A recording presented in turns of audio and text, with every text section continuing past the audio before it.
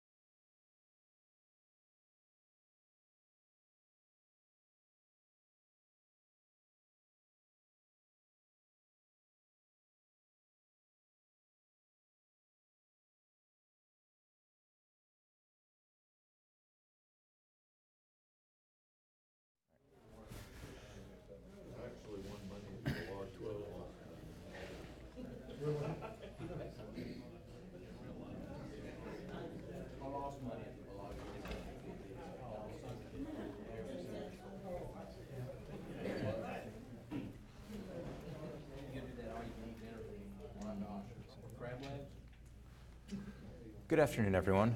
My name is Matthew Gordon. I'm a pulmonologist from the Temple Lung Center at Temple University Hospital up in Philadelphia. And today I'm going to be speaking to you guys about asthma, and more specifically about severe asthma and targeted therapies for patients. Just at the start, I'd like to take this opportunity to thank you guys for spending the hour here with us, and to thank Penn State College of Medicine and Peerview Institute for putting this program together. This particular program was developed in collaboration with a colleague of mine, Eugene R. Bleeker, from the University of Arizona Healthcare Systems. I'd also like to thank GlaxoSmithKline for making this event possible through an educational grant that supports these type of activities. You guys should all have handouts of the slides, so I welcome you to please follow along. If you have questions at any time, please feel free to interrupt. And at the end, please make sure that you remember to fill out the CME questionnaires and include your email address to get credit for this. I have no financial disclosures related to this topic. And so today we're really going to talk about two different parts. The first part is going to be a new paradigm or a new way to think about asthma, going beyond the mild, moderate, severe that we've all sort of grown up learning in medical school. And then talking about the severe category, we're really going to focus on targeted treatment options based off of specific characteristics from our patients. So just to make sure that we're all on the same page in terms of what we're talking about with severe asthma, we're talking about guideline-suggested therapy, so GINA steps 4 to 5 that include high-dose inhaled corticosteroids and an additional controller, usually a LABA. This is treatment for the prior year or using systemic corticosteroids for more than half of the previous year. It's important to note that you can still be considered severe asthma even if your symptoms are well controlled on high-dose therapy such as this. Or again, obviously if you're uncontrolled, you're clearly still severe. Some of the characteristics that we talk about for poorly controlled asthma would be the asthma control test less than 20, more than 2 oral corticosteroids requiring exacerbations in the previous year, or 1 serious exacerbation that lands you in the hospital, ICU, or mechanical ventilation anytime in the previous year. In addition to that, and really sort of highlighting the importance of spirometry with your testing, is the addition of an FEV1 less than 80%. So if you have persistent airflow limitation, your asthma is still considered poorly controlled. So talking about the GINA steps, this is what we're talking about here. So this is the stepwise approach to asthma that we've all sort of grown to love or hate depending on what side of the aisle you're on. When this first came out, this was a landmark. It really kind of highlighted the importance of inhaled corticosteroids as the mainstay of treatment for asthma and up-escalating therapy as symptoms continue to worsen. And then you would slowly add on additional therapies based off of your control. This worked well, but we have a lot of room to improve based off of this. And this type of approach has one basic assumption that's been problematic, and that assumes that everyone with asthma has the same asthma, and that your asthma is the same as the person sitting next to you's asthma. Or put it another way, it's kind of like assuming that everyone with diabetes has the same type of diabetes and metformin should be treated for everyone. Or everyone with AFib should just get metoprolol and we're done. If that doesn't work, you get cardizem and then you get amlodipine and then you get amio. And I think we've all learned that that's not really the case. Similarly with asthma, we're starting to learn that it's a very heterogeneous disease. So asthma is a syndrome more so than a specific pathologic diagnosis. There's no one pathway that puts you into the category of asthma. There's no one single defining characteristic of it. And the stepwise approach really doesn't reflect the heterogeneity that we've learned is associated with different types of asthma. So how do we go about addressing this? So we're really going to have to individualize preventative measures and therapeutic options for each individual patient, and we're going to have to base this based off of patient-specific phenotype and other characteristics such as genetics, biomarkers, demographics, and environmental exposures. So what we're talking about with phenotyping and endotyping is a bunch of different patient characteristics. So for patients, are they old? Are they young? How long have they had asthma? Has this been something that they've been dealing with their entire life? Or is this something that started on later on in life? What do the patients look like? Where are they from? Are they obese? Are they thin?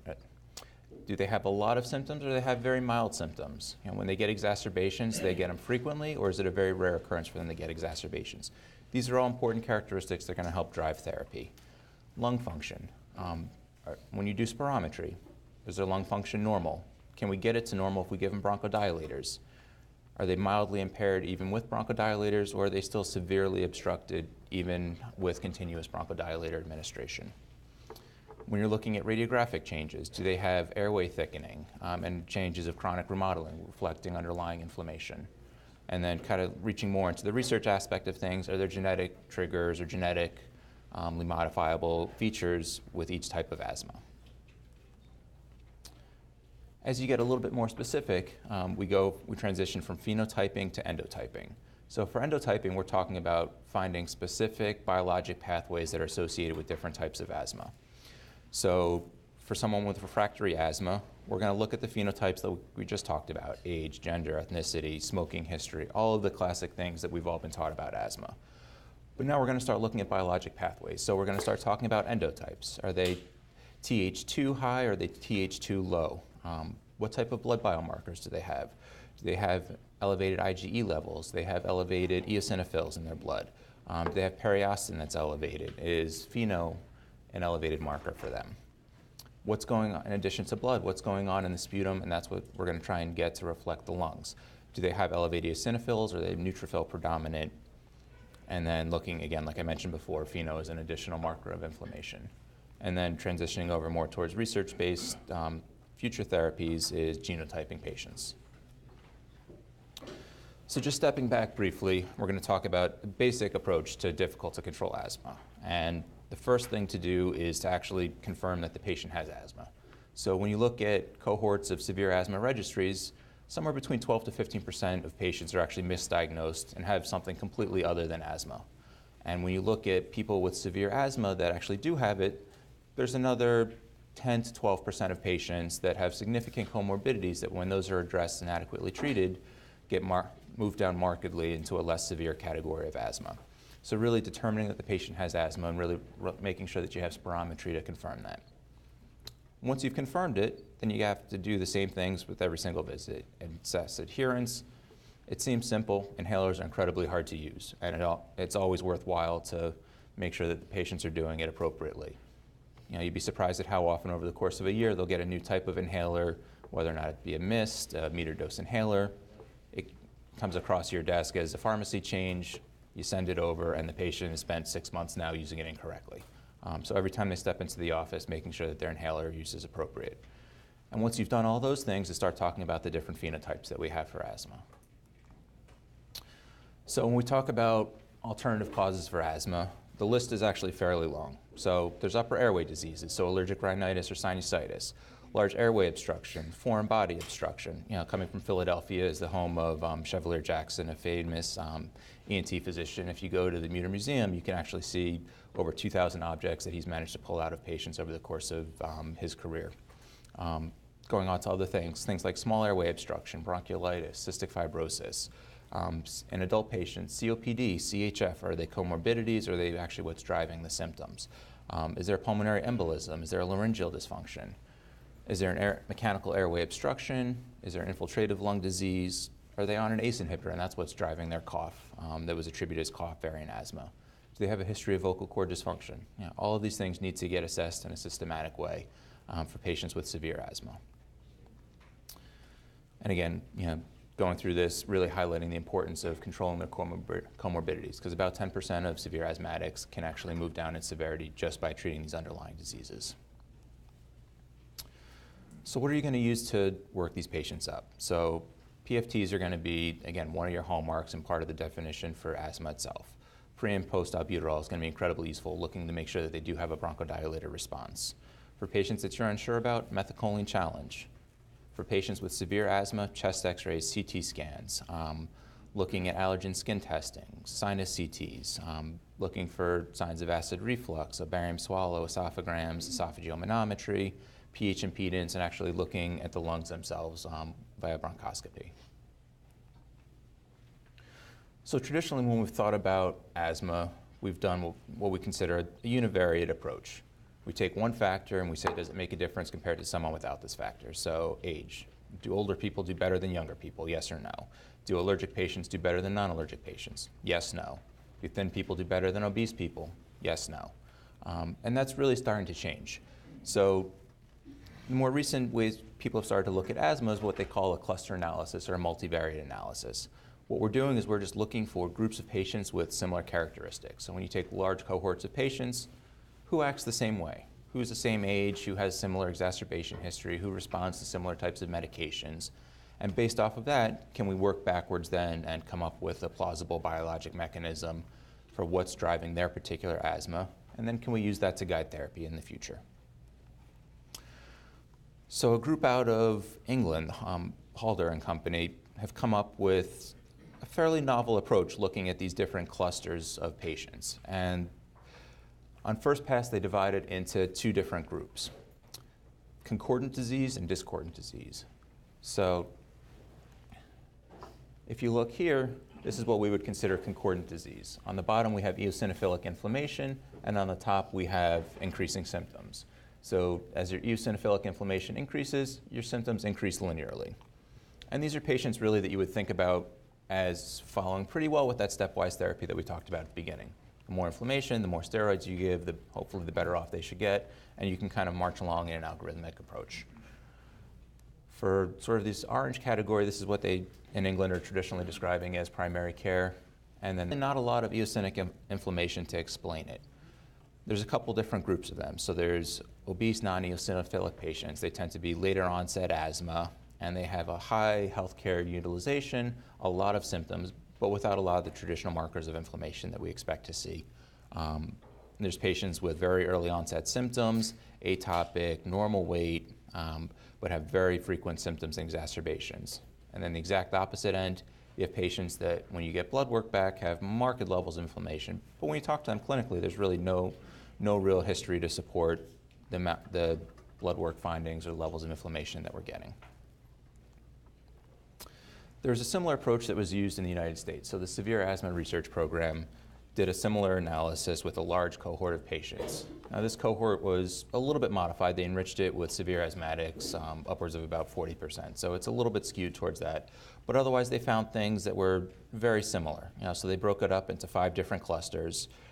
Clusters 1 and 2 are going to represent mild to moderate asthma. Clusters 3, 4, and 5 are going to represent more severe asthmatic phenotypes. So when we talk about it, cluster 1 is going to be younger patients. Roughly 40% of them, really no control or medications are needed, just PRN bronchodilators. They've got very rare healthcare utilization, and overall they tend to do very well. Moving up in severity, we have cluster 2 and then cluster 4. So as we move up in severity, we have increasing levels of eosinophilia seen in the sputum, increasing levels of medication use, so more often to be on at least one controller agent for cluster 2 and frequently 2 medications. Almost everyone with cluster 4 is going to be on 2 medications and have significant eosinophilia. The distribution is going to change, so as we have more mild disease, it tends to be a little bit more younger and female predominant. As we move up the range, it becomes a little bit more equally distributed between males and females. Still childhood, still atopic, still with a lot of elevated IgE and signs of airway inflammation. When we talk about cluster 5, we're talking about an older onset, longer duration, much less atopic group of patients. These people have fixed airflow obstruction. They tend to have significant eosinophilia or neutrophilia, depending on the particular patient. They tend to have a lot more healthcare utilization, a lot of comorbidities. And then you look at cluster 3, this is the longest onset of action, older, late onset, high BMI, less atopic, but their symptoms really seem to be out of proportion to their degree of airflow obstruction. So when I was talking to you before about how not all asthma is really the same, when we take the mild, moderate, and severe categories that we were talking about earlier and put them into these various clusters, you'll see that with the exception of mild asthma, really there's a lot of variety in how people actually get to the categories. So for clusters 1 and 2, sort of the concordant disease that we were talking about earlier on, they tend to be very well represented in those first 2 clusters. But once you get onto the moderate and certainly into the severe category, there's a whole range of patients that get to their classification in a variety of ways. And it doesn't really make sense to assume that one single treatment algorithm is really going to help all of these patients equally. So when we're talking about this, what variables really help make a difference? If you're talking about the severe asthma research, the SARP group, you can get almost 80% of the patients assigned to the right cluster by looking at spirometry, age of onset, and then a history of atopy. So when we're looking at demographics, again, like we talked about, age of onset, sex, and then how long have they had asthma? Is this a lifelong problem for them, or is this something that started off later in life? In terms of medications, how often are they using corticosteroids? How often do they have to use their rescue medications? In terms of pulmonary function, again, like we mentioned before, do they have normal function? Can we get them to normal with treatment, or are they refractory and fully obstructed despite treatment? So once we're talking about severe asthmatics, there are a couple things that we can start to do to help guide therapy. There's several different biomarkers, some of which are still just in the clinical phase, some of which are still in the research phase, and some of which are commonly used in clinical practice at this point. So looking at level of eosinophils. Eosinophils are a marker of excessive Th2 pathway activation and associated inflammation. You can check it through blood, you can check it through sputum. As an outpatient, personally, I've never been able to get someone successfully to get a sputum sample, so everyone gets a CBC. It's quick, it's automated, it's routine. It's a very easy and minimally invasive way to go about checking eosinophil levels. And there's fairly decent correlation. You can also look for blood or sputum neutrophils. Again, a CBC will get you a wealth of information there. You can look at the fractional exhalation of nitric oxide, and that's another marker of eosinophilic and possibly Th2 inflammation. Levels of IgE would reflect ongoing atopic inflammation. And moving more into the research portion of it, periostin, DPP4, additional markers of Th2 activation, and LT4 is a marker of overactive leukotriene pathways, which will become a little bit more pertinent later on in life. So other characteristics that we're talking about is for patients with severe asthma, what type of asthma do they actually have? Do they have allergic asthma? Do they have eosinophilic asthma? Do they have neutrophil predominant asthma? Typically you're going to see that in your older population, not so much in childhood. Do they have chronic airflow obstruction like we've talked about before? Are they a frequent exacerbator? Are they someone that is steroid resistant? So high dose steroids really don't seem to make a difference in their course despite their ongoing symptom burden. So now we're going to transition, now that we've talked about all these different ways to think about asthma and classify them into some of the testing that we have to try and help put them into various buckets, what can we actually do with that information? Can we improve patient outcomes? And the answer is yes. So a significant portion of patients with asthma are not controlled with inhaled medications alone. Many of them are dependent on oral corticosteroids to maintain control or even poorly controlled despite high frequent use of oral corticosteroids. When you're looking at the SARP network, again, bearing in mind that that was enriched with severe asthmatics, 30 to 40% of them ended up receiving daily steroids. And this is really where the role of biologics has changed the field of asthma over the last couple of years. So this is a very busy slide, but this is something that's really going to focus on how we're going to start approaching asthma going forward. For those of you that are following along with slides, it may actually be beneficial just to follow along with this. As when we're looking about the different types of asthma, so this is initially what we're talking about here. So we have the vast majority of our treatment is here. This is going to be your eosinophilic predominant asthma. And this is really where we have treatment options. As we move over to the right, we're going to have less eosinophilic predominant asthma. We're going to see a higher incidence of neutrophil predominant. To the left is going to be our traditional Th2 activation for asthma. To the right over here is going to be your Th1 activation pathways. And treatment's really going to vary based off of the biomarkers and which way you're falling in this algorithm.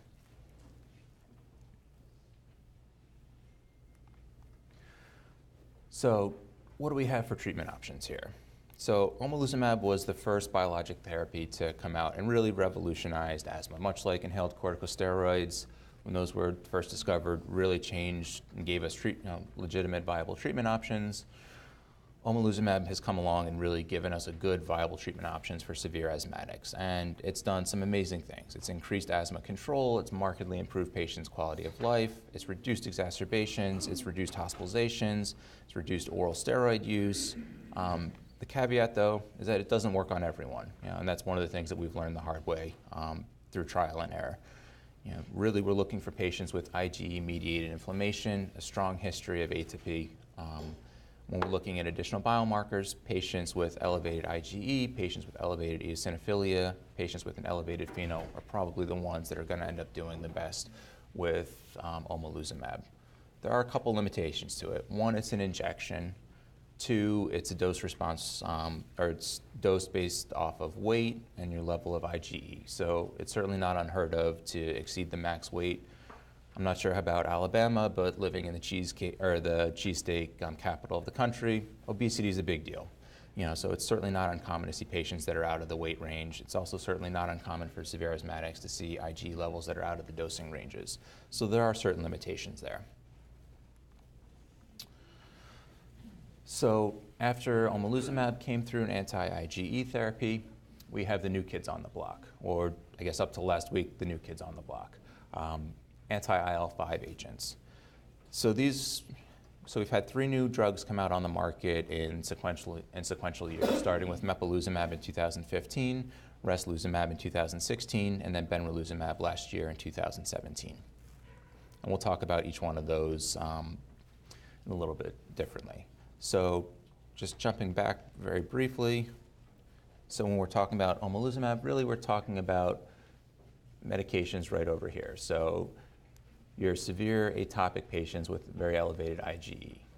When we're talking about our IL-5 inhibitors, you don't necessarily need to have that history of atopy. You don't need to necessarily have a markedly elevated IgE, but you do need eosinophilic lung disease, and that's really elevated eosinophils has really been what's helped us target the correct patients for the IL-5 inhibitors.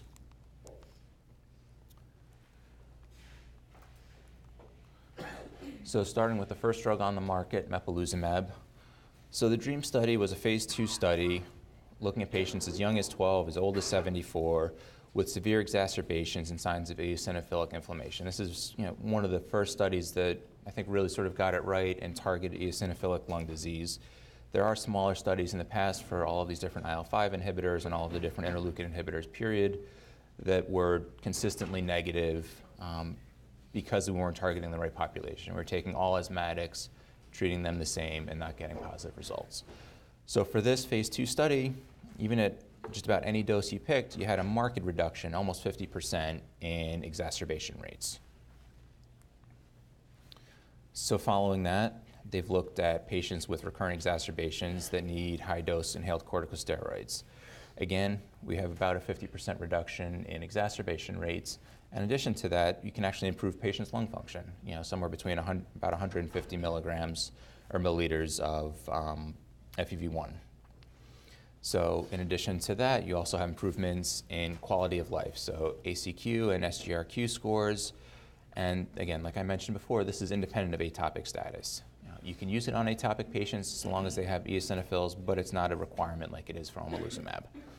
And the safety profile for these IL-5 inhibitors is really pretty fantastic. So for mepolizumab, all of these studies, the side effect profile is pretty much identical to the placebo injections that patients were receiving.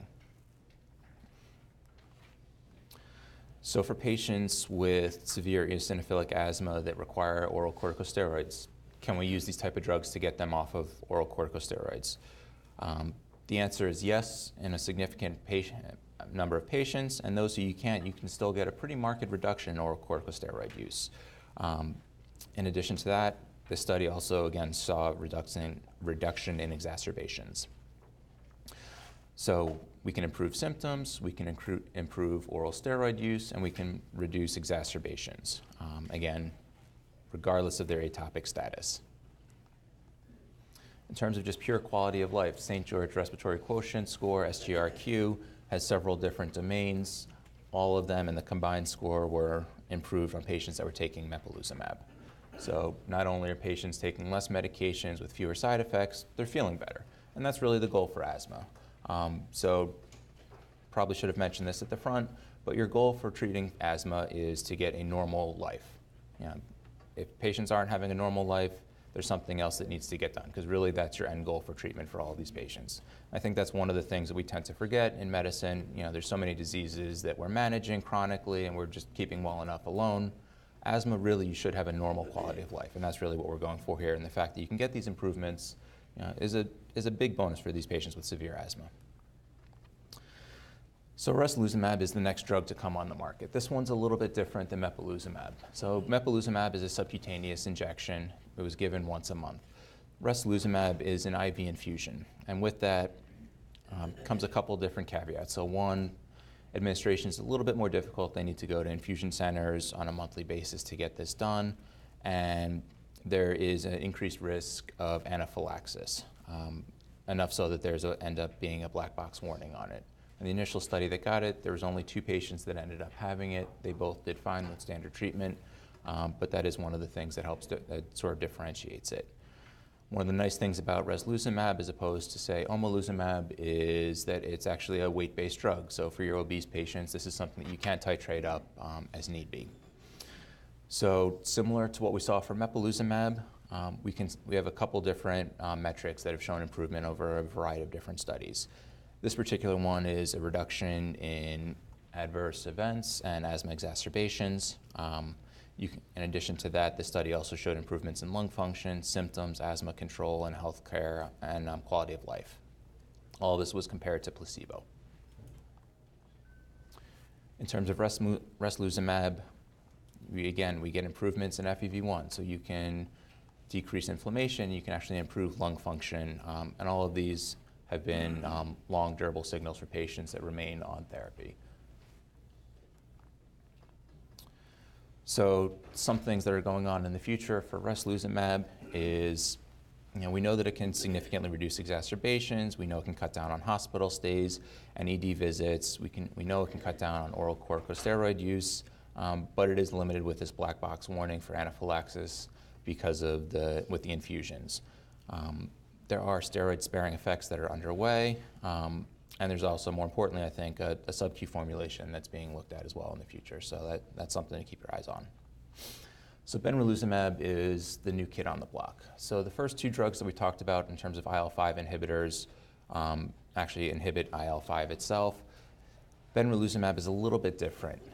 It actually is a receptor blocker itself and induces apoptosis of IgE. And so fairly rapidly on, you'll get a very marked depletion of IgE levels, of eosinophils. Again, they're looking at similar things here. So exacerbation rates, 50% reduction compared to placebo. Bronchodilator response improvements in FEV1. Again, you're getting improvements here. When you look at the 2 different categories, these are the different doses that were tried, so using a 4-week dose and an 8-week dose after an initial loading period, both of which were showing improvements in FEV1. In terms of symptoms, again, you're getting improvement in symptoms with both dosing regimens. Adverse events were similar to mepolizumab. Really, they mimicked whatever the placebo patients were experiencing. There are a couple different studies that have looked at this, Kalima and Sirocco for patients that for people that want to look this up later, and then there's a pooled subgroup analysis that exists as well. One of the nice benefits of benralizumab is that it's spread out a little bit more. So you can do every 8-week dosing as opposed to monthly dosing with things like mepolizumab, or potentially every 2-week dosing with things like omalizumab. And again, just for those of you that are following along on the algorithmic pathway, what we're talking about is IL-5 inhibitors really in the severe eosinophilic category. So we have a wealth of information or a wealth of options to use for these patients. And then again, the other big thing that everyone always asks is, can we reduce oral corticosteroids with benralizumab? And the answer is yes.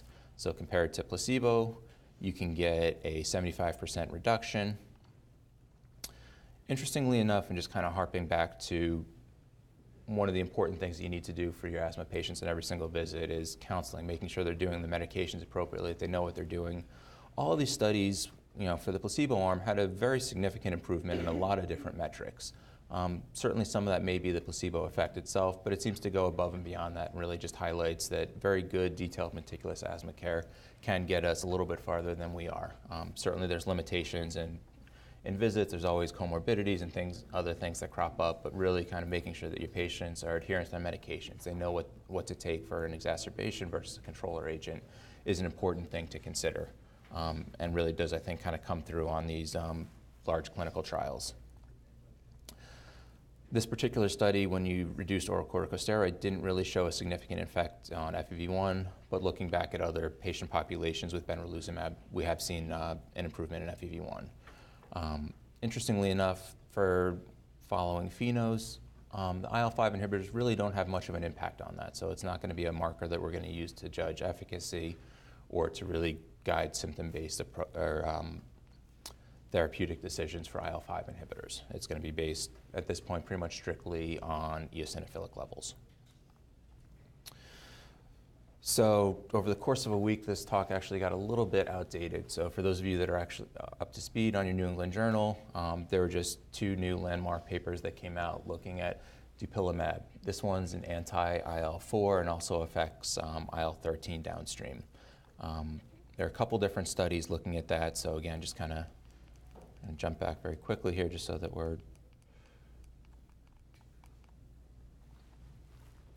so your IL-4 inhibitors are going to work upstream, so they potentially have some effects on both your allergic patients and your severe eosinophilic patients. And so this is what we're talking about here for dupilumab.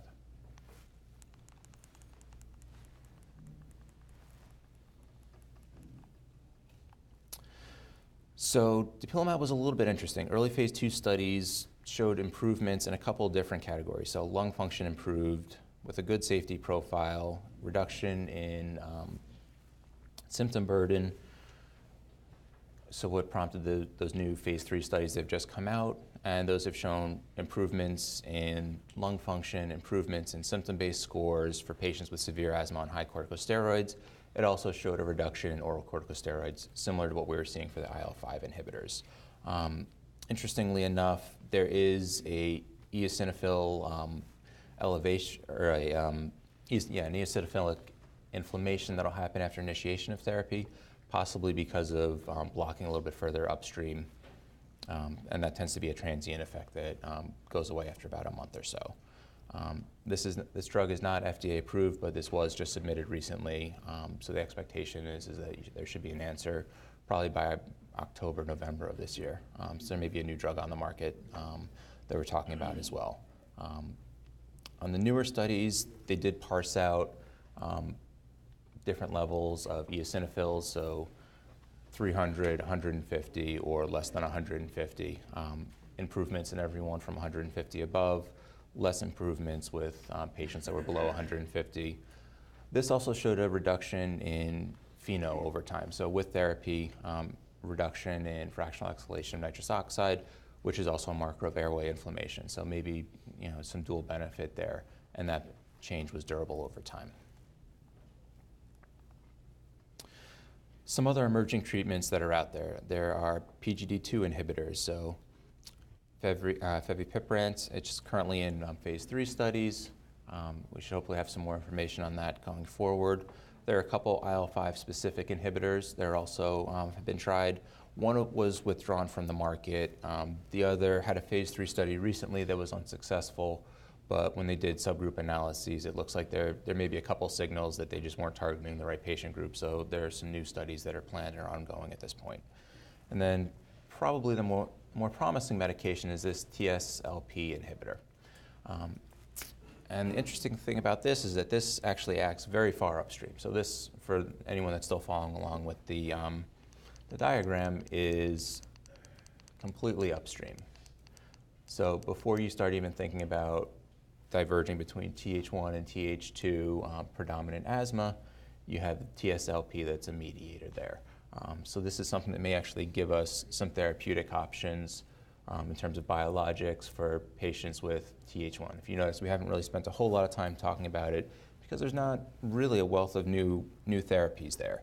When we're talking about Th1 specific asthma, they tend to be harder to control. There tends to be a higher predominance of neutrophils, and they tend to respond poorly to these medications. So early trials that include all asthmatic patients really didn't show the same kind of efficacy until we started to focus our treatments on Th2 specific phenotypes for our IL inhibitors and our anti-IgE therapies. Some of the things that we can do, though, would be consideration of long-acting muscarinic agents, so treating patients more like a COPD phenotype or ACOS, asthma COPD overlap syndromes, in addition to additional long-acting bronchodilators. Thermoplasty for someone with signs of chronic airway remodeling. For patients with chronic neutrophilia, signs of chronic infections, doing controller therapy with long-acting macrolides is another option that's out there. There are a couple research pathways that are out there, IL-17, IL-23. Those have been looked at, but so far a lot of those studies have suffered from the same limitations in that they weren't really targeted on neutrophil-specific inflammation, and so the results were a little bit underwhelming. But that's certainly an area that is open, and we hopefully we'll start seeing some changes there in the future.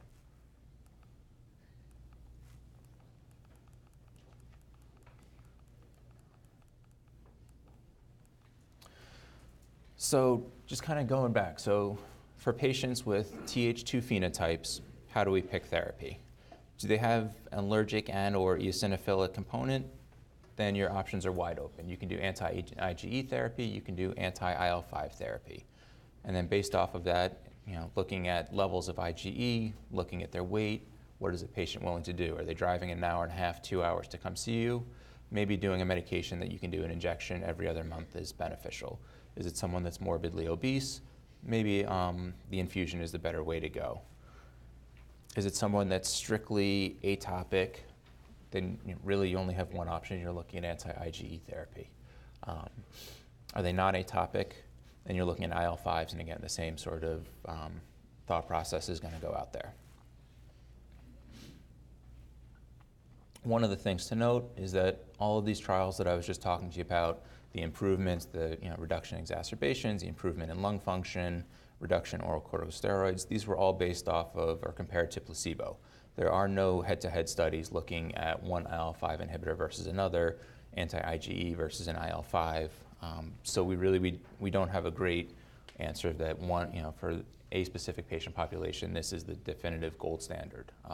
So really it's based off, there's a little bit of trial and error and a little bit of investigation that's going to have to go on, really kind of trying to put your patient into the right bucket in terms of phenotyping and endotyping to select the right therapy. A couple other things that bear in mind are age. So resluzumab, although it's an infusion, it's great for people that are overweight. It only kicks in for patients that are 18 and above. The other two IL-5 inhibitors can get used for patients that are 12 or older. IgE therapy can be used for patients that are 6 and above. Again, resluzumab is the only IV infusion. The others are all subcutaneous. Dosing schedules for IL-5 inhibitors are every 4 weeks with the exception of benralizumab.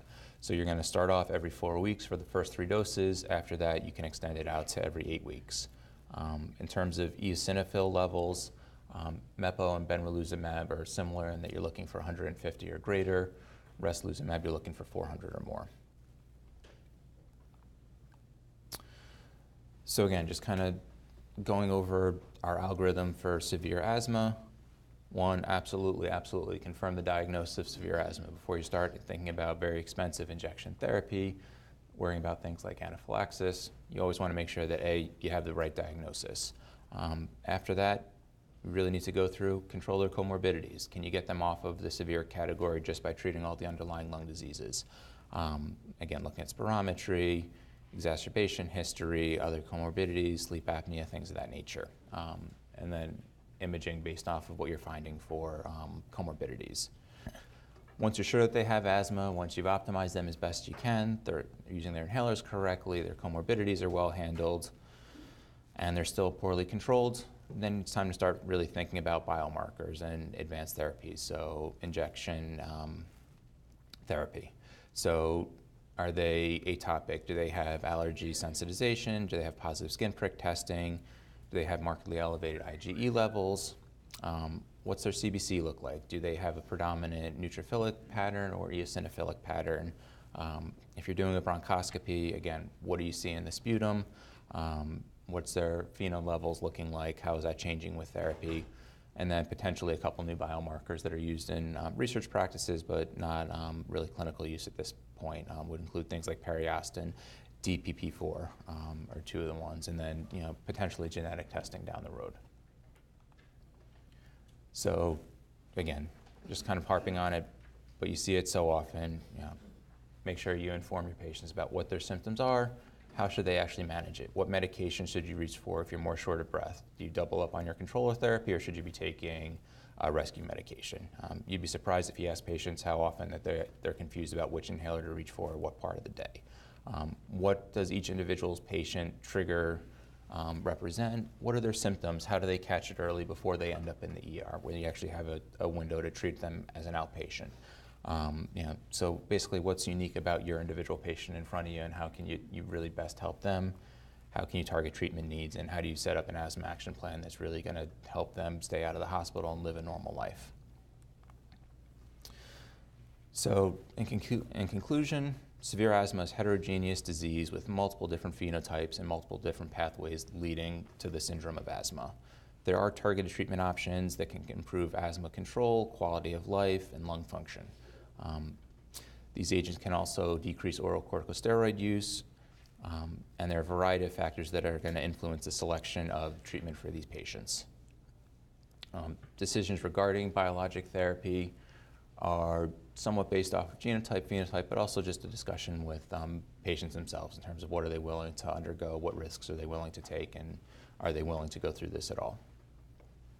So thank you guys very much for your time, and I'll open this up to any questions, but before I do, just please remember to fill out the questionnaire, the surveys, and make sure you include your email, because that's how CME credit is going to be supplied. Are there any questions? A lot of patients are going from cigarettes to these vape inhalers. Is that improving patients with asthma, or is that, what are you seeing with that? So really, anytime you're inhaling stuff into the lungs, you're increasing the inflammation, and at least in my experience, and it really hasn't changed markedly in terms of exacerbations or irritants in the lung itself. And certainly the data is even mixed on just is it helping people quitting smoking in general.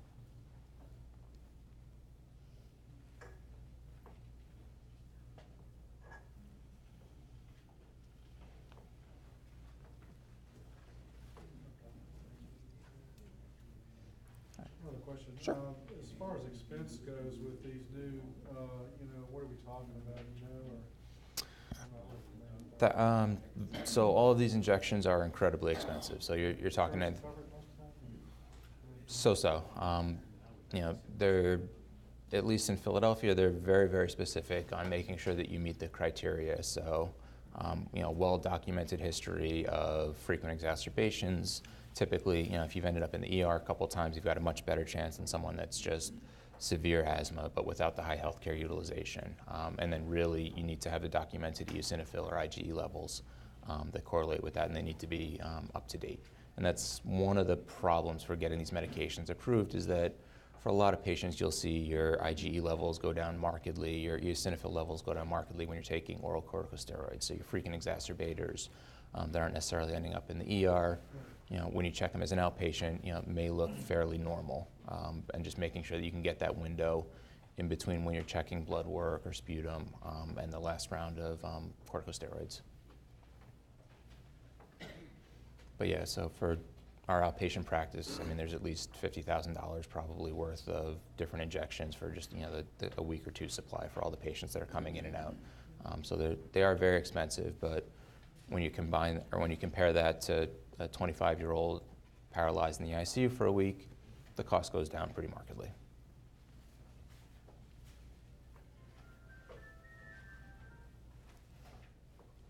Alrighty guys, thank you very much for your time.